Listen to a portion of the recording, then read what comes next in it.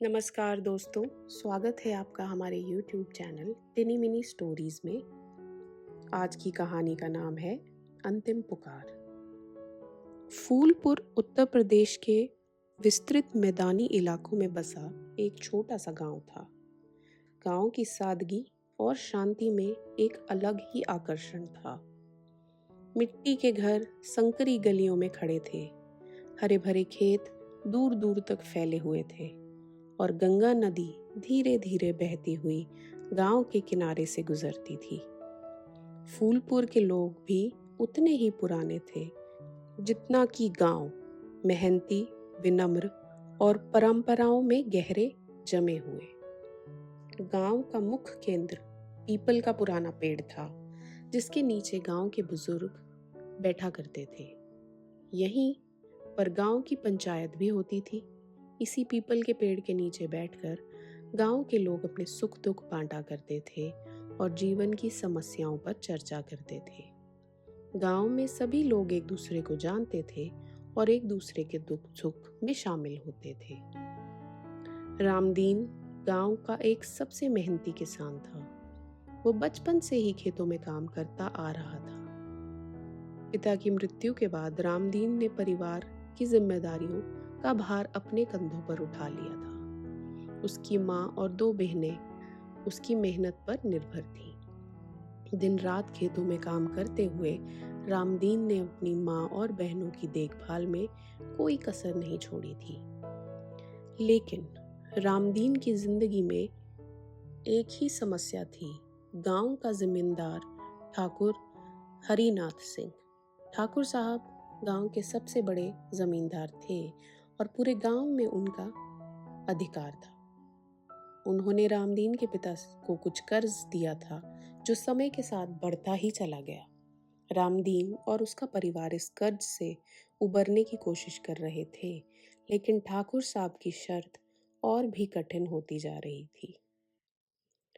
रामदीन की जिंदगी में एकमात्र सुकून का पल था जब वह गांव के मंदिर के पास शाम को अपने पशुओं को चराने के लिए ले जाता था। यहीं उसकी मुलाकात सुगंधा से हुई। सुगंधा गांव के स्कूल में पढ़ाने वाली एक शिक्षिका थी, जो शहर से आई हुई थी। उसकी सादगी और दयालुता ने रामदीन के दिल को छू लिया। दोनों के बीच धीरे धीरे प्रेम की भावना विकसित होने लगी, लेकिन समाज और उसकी परंपराओं के कारण उन्होंने अपने प्रेम को कभी जाहिर नहीं किया।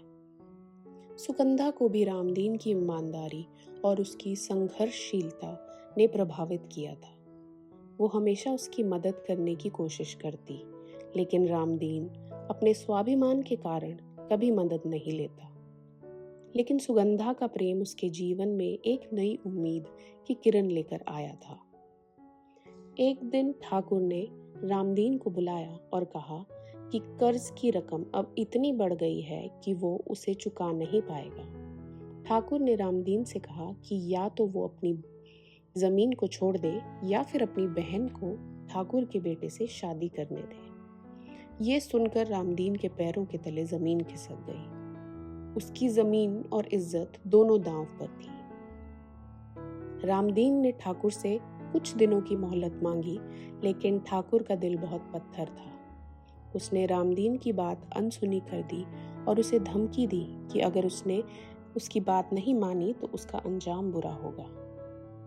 रामदीन को अब एक ही रास्ता दिख रहा था, गांव की पंचायत में जाकर अपनी समस्या बताना। उसने अपनी समस्या गांव के बुजुर्गों के सामने रखी।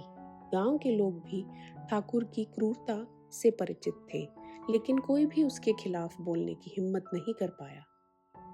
लेकिन सुगंधा ने रामदीन का साथ नहीं छोड़ा। उसने गांव के लोगों को समझाया कि अगर आज रामदीन के साथ अन्याय होता है तो कल ये अन्याय किसी और के साथ भी हो सकता है।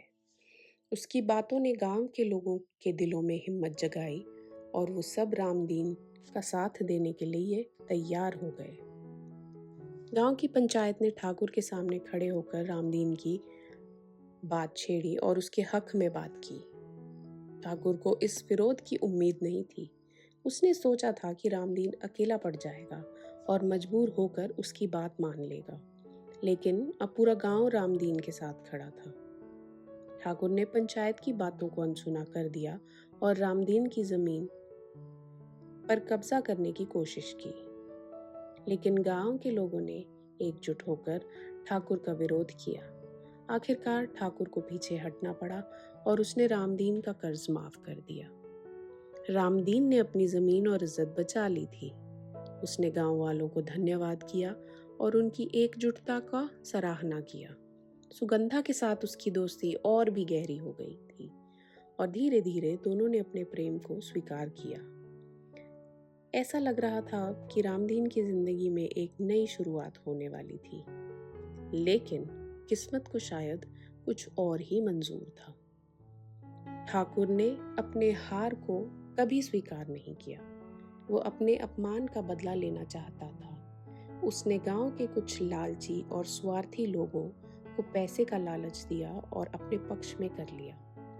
ठाकुर ने एक ऐसी नई योजना बनाई जिसमें रामदीन को पूरी तरह से खत्म करने का षड्यंत्र रचा गया। ठाकुर ने रामदीन की जमीन के कागजात में हेराफेरी की और उसे साबित करने की कोशिश की कि रामदीन की जमीन उसके नाम पर नहीं थी।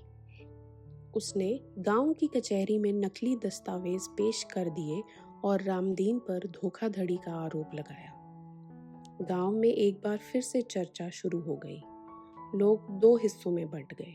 एक तरफ रामदीन के समर्थन में थे जो उसकी ईमानदारी पर भरोसा करते थे, और दूसरी तरफ वो लोग थे जो ठाकुर के झूठे वादों और पैसों के लालच में आकर उसके साथ खड़े हो गए थे। रामदीन ने कभी सपने में भी नहीं सोचा था कि जिन लोगों ने उसके संघर्ष में साथ दिया था वो लोग आज उसकी पीठ में छुरा घोंपने के लिए तैयार हो जाएंगे। ठाकुर ने रामदीन की जमीन पर फिर से कब्जा करने की योजना बनाई और गांव के कुछ लोगों को इस काम में शामिल कर लिया। इस बीच सुगंधा ने रामदीन का साथ नहीं छोड़ा। उसने ठाकुर की चालों का पर्दा फाश करने के लिए सबूत इकट्ठा करना शुरू किया।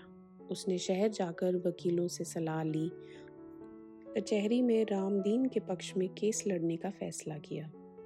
लेकिन ठाकुर को यह बात पसंद नहीं आई। उसने सुगंधा को धमकी दी कि अगर उसने ये केस नहीं छोड़ा तो उसके परिवार को गंभीर परिणाम भुगतने होंगे। सुगंधा के पास अब दो ही विकल्प थे, या तो वो रामदीन का साथ छोड़ दे या फिर अपने परिवार की सुरक्षा की परवाह किए बिना न्याय के लिए लड़ाई जारी रखे। सुगंधा ने हार नहीं मानी और केस की सुनवाई के दिन कोर्ट में पहुंच गई। वहां उसने ठाकुर की साजिशों का पर्दाफाश किया और असली दस्तावेज पेश किए।